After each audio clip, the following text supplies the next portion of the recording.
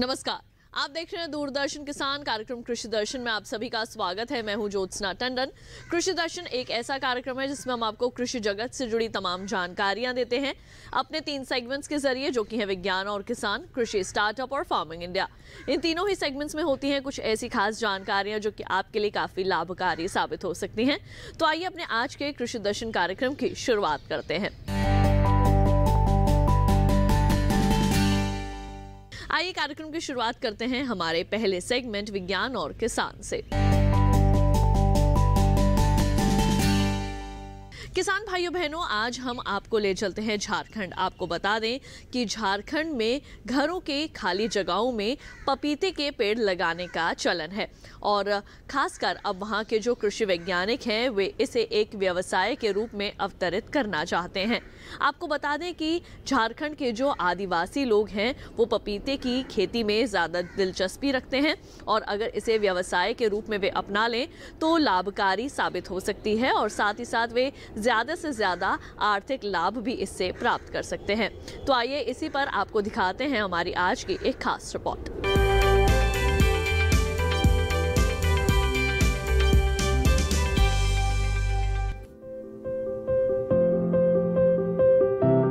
पपीता झारखंड के प्रमुख फसलों में गिना जाता है। राज्य में इनकी ज्यादातर खेती घरों के पीछे बने बगीचों में होती है। इस तरह हम कह सकते हैं कि पपीता यहाँ की दिनचर्या का हिस्सा है और ये झारखंड के ग्रामीण जीवन में रचा बसा है। दिक्कत है, इन बगीचों में ज्यादातर बागवानी पुराने तरीकों से होती आ रही है। पिछले कुछ समय से वैज्ञानिकों का ध्यान इस ओर गया है। आदिवासी किसानों को वैज्ञानिक तरीकों में पपीता बोना सिखा रहे हैं। इसकी शुरुआत 2018-19 के दौरान गुमला, रांची और लोहरदग्गा जिलों में की गई है। यहाँ पपीते की खेती पर प्रौद्योगिकी प्रदर्शन किया गया। इस पहल को करने का श्रेय रांची स्थित कृषि प्रणाली अनुसंधान केंद्र को जाता है। जनजातीय लोगों को जुटाने और उनसे संपर्क के लिए कृषि आजीविका के क्षेत्र में काम कर रहे एक गैर सरकारी संगठन का सहयोग मिला। वैज्ञानिकों का इरादा पपीते की खेती के जरिए जनजातीय किसानों की आय बढ़ाना था। किसानों से बातचीत के बाद 8 व्यापक प्रशिक्षण किए गए और शुरुआत में ही 1300 जनजातीय किसान प्रशिक्षण के लिए तैयार हो गए। प्रशिक्षण के लिए रेड लेडी, NSC 902 और रांची लोकल किस्मों को चुना गया। 600 से अधिक किसानों के खेतों में करीब 30,000 पौधे लगाए गए। इससे पहले किसान अकेली रांची लोकल किस्म ही उगा रहे थे, लेकिन इस तरीकों से सिर्फ 50 से 60% पौधे ही फसल दे पाते थे। बाकी के नर पौधों पर कोई फल नहीं लग पाता था। इसके समाधान के लिए किसानों के खेतों में हर गड्ढा 3 पौधे रोपे गए और फूलों की दीक्षा के बाद नर पौधों को हटा दिया गया।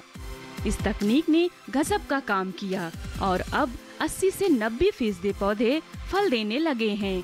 उत्पादन में भी 30 से 40% तक की बढ़ोतरी दर्ज की गई है। कुछ इलाकों में पपीता रिंग स्पॉट वायरस काफी नुकसान पहुंचा रहा था। इसकी रोकथाम के लिए रोग मुक्त किस्में बोई गयीं। साथ ही पपीते के खेत के पास कुकर बिट्स और सॉल्सन सब्जियों को बोना बंद किया गया, क्योंकि ये सब्जियां वायरस को आकर्षित करती हैं। इन उपायों से रिंग स्पॉट का खतरा 50 से 60% तक कम हो गया। इस तरह वैज्ञानिक तरीके अपनाकर जब किसानों ने पपीते के बाग लगाए तो उनकी आमदनी 1200 रुपए से बढ़कर 75 लाख रुपए तक पहुंच गई।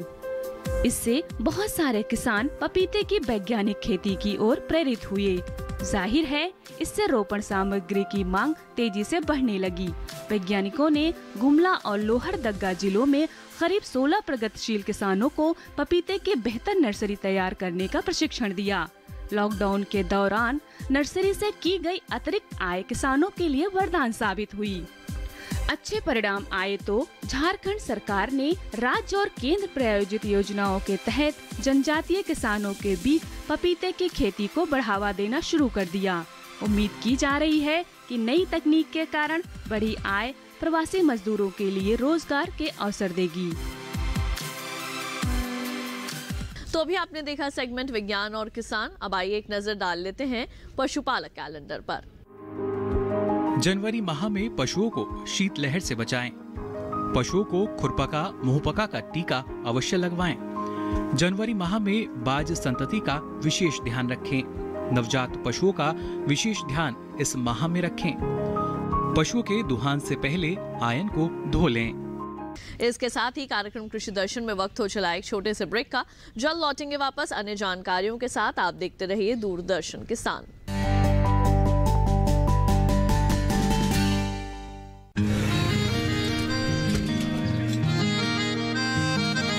क्या बात है भाई, आजकल तो काफी खुश नजर आ रहे हो। क्यों ना हो, अब मैं ऑर्गेनिक खेती जो कर रहा हूँ ये पूरा प्राकृतिक है, ऑर्गेनिक है। इसमें हमारे खेत, हमारी फसल और हमारी जेब सब फायदे में होते हैं और इसमें लागत भी कम है। जी हाँ, आप भी ऑर्गेनिक खाद का प्रयोग करें, अपनी फसल और मिट्टी को तंदुरुस्त बनाएं और आपकी आमदनी में इजाफा करें। अधिक जानकारी के लिए किसान call centre toll free number 1800-180-1551 पर कॉल करें और लॉग ऑन करें kisan.gov.in और farmer.gov.in। कृषि और किसान कल्याण मंत्रालय द्वारा किसान हित में जारी।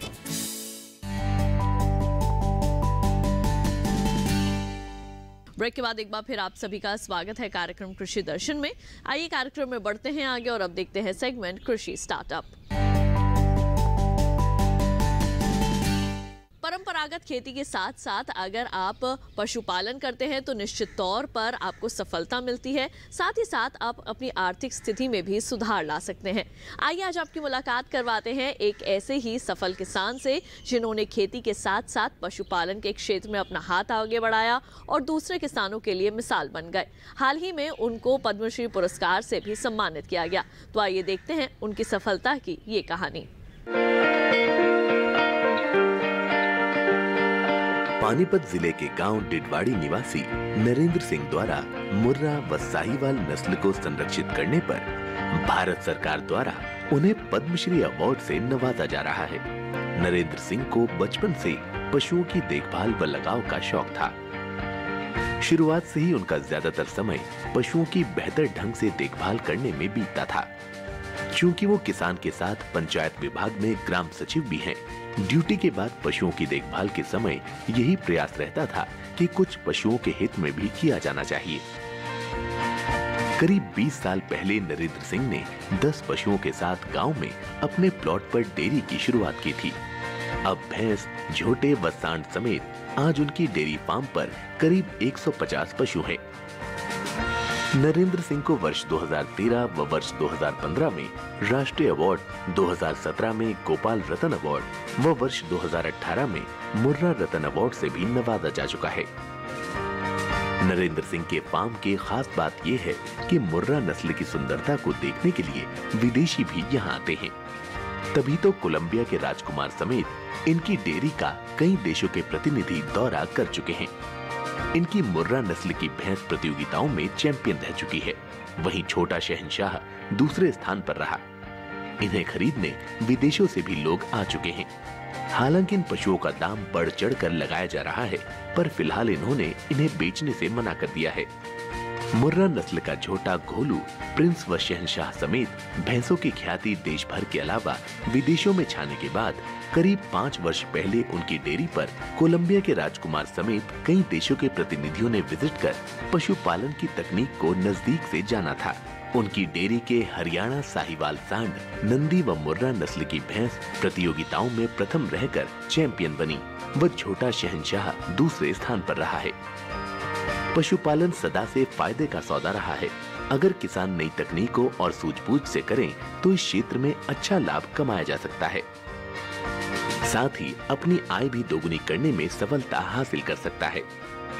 पशुपालक नरेंद्र सिंह का मानना है कि पशुपालन व्यवसाय को अगर बदलते समय की तकनीक के साथ अपडेट कर दिया जाए तो पशुपालन कभी भी घाटे का सौदा साबित नहीं हो सकता। और अब कार्यक्रम में समय हो चुका है शामिल करने का हमारे किसानों के कृषि से जुड़े सवाल और कृषि वैज्ञानिकों के जवाब का। हमारे किसान भाई खेती किसानी करते हैं और उन्हें अलग अलग समस्याओं का सामना करना पड़ता है खेती में, और उनकी इन्हीं समस्याओं का समाधान लेकर मैं फिर से हाजिर हूं बरखा चौरसिया। चलिए शुरुआत करते हैं आज अपने कार्यक्रम किसानों के सवाल और विशेषज्ञों के जवाब के। तो इसमें हम लेते हैं अपने अलग अलग किसानों के प्रश्न, और इस पर अधिक जानकारी देने के लिए हमारे साथ मौजूद हैं वेजिटेबल साइंस के अध्यक्ष BS तोमर जी। प्रश्न ले लेते हैं किसान का, जो शोभा देवी जी पूछ रही हैं फाफामो इलाहाबाद से कि मक्का की फसल में पत्ते नीले पड़ रहे हैं सर, और इसके बचाव के लिए क्या करें? देखिए, सर्दी के मौसम में क्या होता है, जो किसान भाई रबी मक्का की बिजाई करते हैं और पूर्वी उत्तर प्रदेश के कई हिस्सों में रबी की जो मक्का है उसकी खेती हमारे किसान भाई व्यापक स्तर पे करते हैं। पत्ती नीली पड़ने का प्रमुख कारण है वातावरण में जब तापक्रम कम होता है, बढ़वार कम हो जाती है और क्लोरोफिल के बजाय दूसरे रासायनिक तत्व पैदा होते हैं पौधे के अंदर ठंड से बचाने के लिए, और उसकी वजह से पत्तियां पीली पड़ जाती हैं, नीली पड़ जाती हैं। तो इसको जैसे ही तापक्रम में अभी सुधार होगा ये स्वतः ही चला जाएगा। अभी किसान भाई अपने खेत में मक्का को पाले से या बहुत अधिक ठंड से नुकसान होने से बचाने के लिए उसमें समय समय पर उसमें हल्की सिंचाई देते रहें। सर बहुत बहुत धन्यवाद इस जानकारी के लिए। तो आशा करते हैं शोभा देवी जी आपके लिए ये जानकारी लाभकारी होगी। कार्यक्रम कृषि दर्शन में वक्त हो चला है एक और छोटे से ब्रेक का। जल्द लौटेंगे वापस लेकर हमारा अगला सेगमेंट फार्मिंग इंडिया। आप देखते रहिए दूरदर्शन के साथ।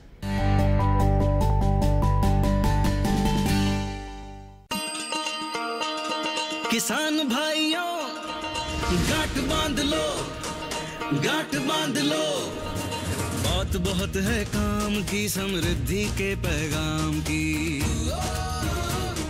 मिट्टी के मिजाज को समझो, मिट्टी के हर राज को समझो, मिट्टी की तुम जांच कराओ, मुफ्त सॉइल हेल्थ कार्ड ले जाओ। कभी मुनासिब बीज लगाओ, सही किस्म की खाद ले आओ, जितनी जरूरी उतनी डालो, सही मात्रा खुद पहचानो, इसको अपना मंत्र बना लो, मिट्टी की सेहत को जानो। बात बहुत है काम की, कम लागत अधिक वरदान की, किसान भाइयों गांठ बांध लो।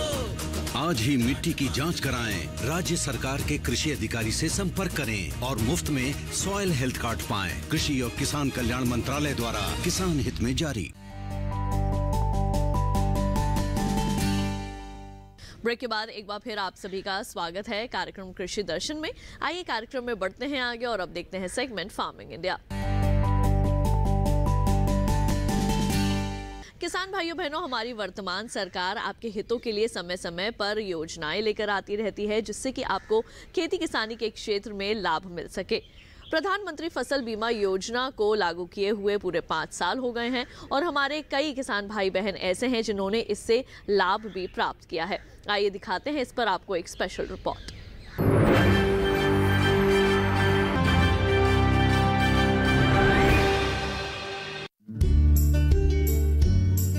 कृषि और किसान हमारे देश की रीढ़ हैं। कृषि और किसान का विकास देश को तरक्की की राह पर ले जाने के लिए काफी महत्वपूर्ण है। सरकार किसानों के लिए लगातार काफी कल्याणकारी योजनाएं लाती रही है। ऐसी ही एक योजना है प्रधानमंत्री फसल बीमा योजना।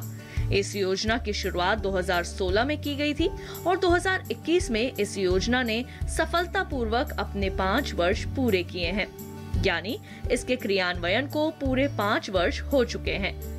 प्राप्त आंकड़ों के अनुसार 2016 से अब तक 27 करोड़ किसान प्रार्थना पत्रों के जरिए 23 करोड़ 54,80,000 हेक्टेयर जमीन का बीमा हुआ है, जिसकी बीमा राशि 9,55,950 करोड़ रुपए बैठती है। जहां तक प्रीमियम की बात है तो 1,26,380 करोड़ रुपए का कुल प्रीमियम जमा हुआ है। इसमें 19,897 करोड़ रुपए किसानों ने जमा किए। बीमित किसानों की ओर से फसल को नुकसान होने पर पिछले 5 साल के दौरान 93,011 करोड़ रुपए का दावा किया गया, जिनमें से 89,614 करोड़ रुपए के दावों का भुगतान भी कर दिया गया। प्रधानमंत्री फसल बीमा योजना फसल की बुआई से लेकर कटाई के बाद तक की पूरे फसल चक्र से जुड़ी गतिविधियों के दौरान फसल के नुकसान के खिलाफ सुरक्षा सुनिश्चित करती है। फसल बीमा योजना का उद्देश्य प्राकृतिक आपदाओं, कीट और रोगों के कारण सरकार द्वारा अधिसूचित फसल में से किसी नुकसान की स्थिति में किसानों को बीमा कवरेज और वित्तीय सहायता देना, कृषि में किसानों की रुचि बनाए रखना व उनकी आय को स्थायित्व देना, किसानों को कृषि में नवाचार और आधुनिक पद्धतियों को अपनाने के लिए प्रोत्साहित करना और कृषि क्षेत्र में ऋण के प्रवाह को सुनिश्चित करना है। फसल बीमा योजना के तहत ओला, जल भराव और लैंडस्लाइड जैसी आपदाओं को स्थानीय आपदा माना जाता है। इस योजना के तहत पोस्ट हार्वेस्ट नुकसान भी शामिल है। फसल बीमा योजना में प्रीमियम दर काफी कम है। किसानों को खरीफ फसलों के लिए बीमा कंपनियों द्वारा निर्धारित प्रीमियम का सिर्फ 2% और रबी के लिए 1.5% प्रीमियम देना होता है, जबकि वार्षिक वाणिज्य और बागवानी फसलों के लिए भी प्रीमियम महज 5% है। प्रीमियम का बाकी सारा भार सरकार खुद उठाती है और वही बाकी रकम किसानों की ओर से बीमा कंपनियों को देती है, ताकि किसी भी प्रकार की प्राकृतिक आपदाओं में फसल हानि के लिए किसानों को पूर्ण बीमित राशि प्रदान की जाए। कृषि और किसान कल्याण मंत्रालय ने योजना को लेकर किसानों में जागरूकता पैदा करने के लिए कई कदम भी उठाए हैं। मंत्रालय और राज्य कृषि विभागों के सहयोग से बीमा कंपनियों ने देश भर में बड़े पैमाने पर अभियान चलाया। जागरूकता बैठकों, महत्वपूर्ण स्थानों पर बैनर व पोस्टर प्रदर्शन और पर्चे वितरण करके किसानों में जागरूकता पैदा की जा रही है। कुल मिलाकर ये योजना दावा निपटान के माध्यम से वित्तीय सहायता प्रदान करके किसानों को अपने पैरों पर मजबूती से खड़े होने में मददगार साबित हो रही है।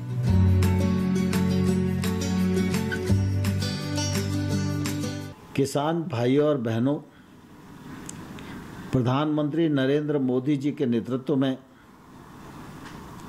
13 जनवरी 2021 को प्रधानमंत्री फसल बीमा योजना अपने 5 वर्ष पूरे कर रही है। इस अवसर पर मैं आप सबको अपनी ओर से, सरकार की ओर से बहुत बहुत बधाई देता हूँ, बहुत बहुत शुभकामनाएं इस अवसर पर देना चाहता हूँ। प्रधानमंत्री फसल बीमा योजना किसान की एक बड़ी सुरक्षा कवच है। इस योजना के अंतर्गत अभी तक 29 करोड़ किसान बीमित हो चुके हैं। हर वर्ष 5.5 करोड़ किसान इस योजना से नए जुड़ रहे हैं। प्रधानमंत्री फसल बीमा योजना को मोदी जी के नेतृत्व में स्वैच्छिक बनाया गया है, तकनीक से जोड़ा गया है और पारदर्शी बनाने के लिए काम किए हैं। प्रधानमंत्री फसल बीमा योजना की जानकारी हर व्यक्ति को मिल सके, इसके लिए क्रॉप इंश्योरेंस ऐप बनाया गया है। इस ऐप के माध्यम से किसान अपनी सारी माहिती को प्राप्त करने में सक्षम हो सकेगा। किसान को भुगतान जल्दी हो सके, उसकी क्रॉप का आकलन जल्दी हो सके, इस दृष्टि से सैटेलाइट का भी उपयोग भारत सरकार राज्यों के साथ मिलकर कर रही है। मुझे यह कहते हुए प्रसन्नता है कि आज दिनांक तक प्रधानमंत्री फसल बीमा योजना के माध्यम से किसानों के नुकसान की भरपाई 90,000 करोड़ से ज़्यादा किसानों के खाते में पहुंच चुकी है। इसका फ़ायदा किसानों को मिला है, किसानी को मिला है और यह योजना किसानों की समृद्धि में मददगार सिद्ध हुई है। 13 जनवरी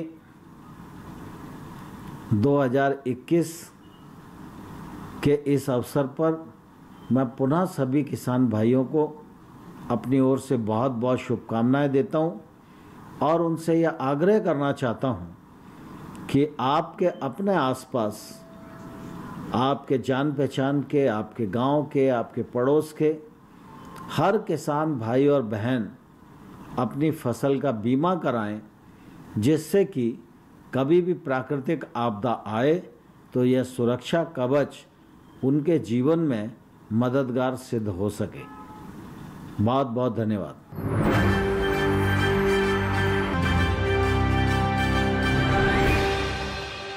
और अब आइए एक नजर डाल लेते हैं एग्रीकल्चर इंफ्रास्ट्रक्चर फंड की जानकारी पर।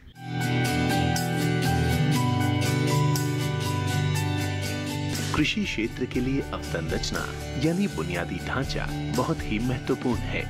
आंकड़े बताते हैं 15 से 20% उपज खरीदार तक पहुंचने से पहले ही बर्बाद हो जाती है। बर्बादी के बड़े कारणों में भंडारण की सही व्यवस्था का अभाव और प्रसंस्करण इकाइयों की कमी है। कृषि अवसंरचना जितनी मजबूत होगी, बर्बादी उतनी ही कम होगी। 1 लाख करोड़ की धनराशि ग्रामीण क्षेत्रों में भंडार गृहों, शीत गृहों, पैक हाउस के निर्माण और उनके विकास के अलावा बाजार व्यवस्था को दुरुस्त करने पर खर्च होगी।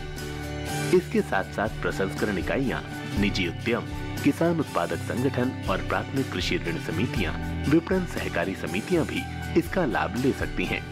साथ ही संयुक्त देयता समूह, बहुउद्देशीय सहकारी समितियां, कृषि उद्यमी, स्टार्टअप और संग्रहित अवसंरचना प्रदाता भी इसके हकदार होंगे। केंद्रीय एजेंसियां, राज्य एजेंसियां या स्थानीय निकायों की ओर से प्रायोजित सार्वजनिक निजी भागीदारी परियोजनाएं भी इस योजना का हिस्सा बन सकती हैं। कृषि अवसंरचना कोष असल में मध्यम या लंबी अवधि के ऋण की सुविधा प्रदान करता है। खास बात यह है कि सभी तरह के ऋणों में हर साल 2 करोड़ रुपए की सीमा तक ब्याज में 3% की छूट दी जाएगी। ये छूट अधिकतम 7 साल के लिए होगी। इसके अलावा 2 करोड़ रुपए तक के ऋण के लिए क्रेडिट गारंटी कवरेज भी उपलब्ध होगा। पुनर्भुगतान के लिए ऋण स्थगन कम से कम 6 महीने और ज्यादा से ज्यादा 2 साल के लिए हो सकता है। विशेषज्ञों का कहना है कि खेती और कृषि प्रसंस्करण आधारित गतिविधियों के लिए औपचारिक ऋण सुविधा ग्रामीण इलाकों में रोजगार के कई अवसर उत्पन्न करेगी। किसान भाइयों बहनों, खेती और पशुपालन से जुड़ी जानकारियां अब आप आसानी से अपने मोबाइल फोन में ही हासिल कर सकते हैं। आज हम आपको एक ऐप के बारे में बताने वाले हैं जिसका नाम है ई गोपाला। किस तरह से आपने इसे डाउनलोड करना है और कैसे इससे आप ज़्यादा से ज़्यादा लाभ प्राप्त कर सकते हैं और पशुपालन के क्षेत्र में आगे बढ़ सकते हैं, आइए जानते हैं इसके बारे में।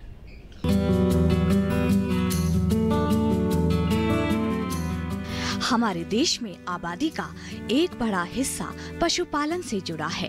गांव में तो आमदनी का एक अच्छा खासा हिस्सा पशुपालन से आता है और इसीलिए पशुओं को पशुधन कहा जाता है। पशुपालन को बढ़ावा देने के लिए प्रधानमंत्री श्री नरेंद्र मोदी के नेतृत्व वाली सरकार ने कई अहम कदम उठाए हैं। इसी क्रम में हाल ही में प्रधानमंत्री श्री नरेंद्र मोदी जी ने पशुपालक किसानों के लिए ई गोपाला ऐप लॉन्च किया है। ई गोपाला ऐप किसानों और पशुपालकों के लिए काफी काम का है। इस ऐप के जरिए पशुपालकों को तकनीकी जानकारी मिलेगी। इससे डेयरी किसानों को भी फायदा होगा। इस ऐप से उन्हें अपने स्मार्टफोन पर कई तरह की जानकारियां मिल जाएंगी। यह ऐप उनकी मदद करने और पशु उत्पादकता को बढ़ाने के लिए ऑनलाइन डिजिटल माध्यम है। इससे किसानों, पशुपालकों को उच्च कोटि के वीर्य, भ्रूण और पशु की उपलब्धता की जानकारी और उन्हें खरीदने की सुविधा मिलेगी। इसके साथ ही स्थानीय आहार संसाधनों से संतुलित राशन तैयार करने की भी जानकारी इस ऐप के जरिए मिल सकेगी। ई गोपाला ऐप पर आयुर्वेद, पशु चिकित्सा और कम लागत के औषधि उपचारों की भी जानकारी उपलब्ध रहेगी। सरकार के इस कदम से न सिर्फ हमारे गांव बल्कि हमारे पशुपालकों को आत्मनिर्भर बनने में मदद मिलेगी। इस ऐप को गूगल प्ले स्टोर से डाउनलोड कर सकते हैं। इसमें पशुपालकों को अपने रजिस्टर्ड मोबाइल नंबर से लॉगिन करना होगा। इसके बाद 6 विकल्प दिखाई देंगे। मेरा पशु आधार विकल्प में किसान अपने नए पुराने पशु की जानकारी देख सकते हैं और नए पशुओं का रजिस्ट्रेशन करवा सकते हैं। अलर्ट्स में किसानों को पशु के टीकाकरण की तारीख जैसी सूचनाएं भी मिलेंगी। आइए एक नजर डाल लेते हैं देश भर की मंडियों के हाल पर। उत्तर प्रदेश की गोंडा मंडी में मक्का का मंडी भाव 1610 रुपए प्रति क्विंटल दर्ज किया गया। वहीं लखीमपुर मंडी में इसके सौदे 1570 रुपए प्रति क्विंटल पर हुए। हरदोई मंडी में मक्का का भाव 1850 रुपए प्रति क्विंटल दर्ज किया गया। राजस्थान की व्यावर मंडी में मक्का का भाव 1900 रुपए प्रति क्विंटल दर्ज किया गया। वहीं विजयनगर मंडी में इसके सौदे 1610 रुपए प्रति क्विंटल पर हुए। गुजरात की जंबूसर मंडी में मक्का का भाव 1650 रुपए प्रति क्विंटल दर्ज किया गया। वहीं मेघराज मंडी में इसके सौदे 1400 रुपए प्रति क्विंटल पर हुए। चलते चलते एक नजर आज की ट्विटर प्लेट पर।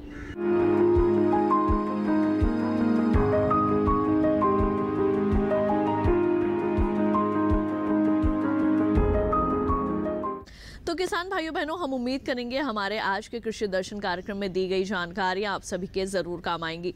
कृषि दर्शन आपका अपना कार्यक्रम है और इस कार्यक्रम के लिए अगर आप अपने कोई सुझाव देना चाहते हैं तो फिर आप हमें पत्र लिख सकते हैं। हमारा पता है कृषि दर्शन, कमरा नंबर 58, CPC दूरदर्शन, खिलगांव, नई दिल्ली 110049। हमारा ईमेल ID है krishidrshandk@gmail.com। तो हमारे आज के कृषि दर्शन कार्यक्रम के इस अंक में बस इतना ही। अगली बार फिर आप सभी से होगी मुलाकात। तब तक के लिए मुझे दीजिए इजाजत। आप देखते रहिए दूरदर्शन किसान। नमस्कार।